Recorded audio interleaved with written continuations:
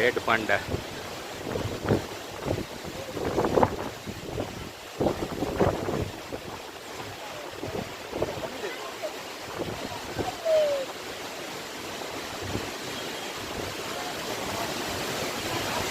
घर में चला गया।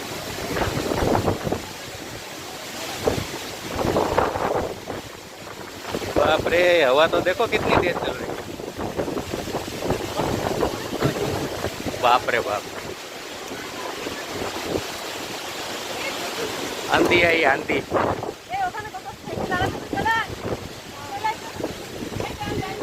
वो निकला बाहर, फिर निकला।